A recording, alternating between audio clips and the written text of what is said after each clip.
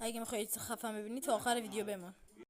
سلام دوستان، اومدیم به ویدیو دیگه از چنل خودتون. همونطور که داخل کامنت ها گفته بودم، همون چیزی که شما بگین رو میسازم. شما داخل چیزتون به من تو کامنت ها به من گفتین کله دراگون رو برامون بساز. منم نشستم با obsidian و کول یا همون زغال دارم براتون میسازم. حالا این مقدارش رو فعلا ببینیم تا قشنگ بره، تا کامل بشه. لایک و سابسکرایب یادت نره. اگه تا اینجا ویدیو خوشت اومد لایک یادت نره.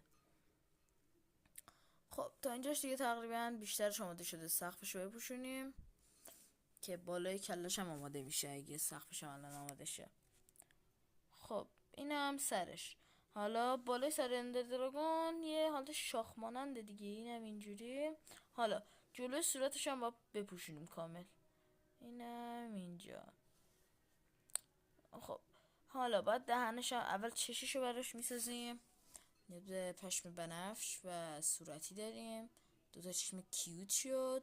حالا یکم دهنشو میسازیم همونطور که چیز اندر دراگونه. وسط دهنش یه بنفش میذاریم. خب حالا تقریبا دیگه آماده است.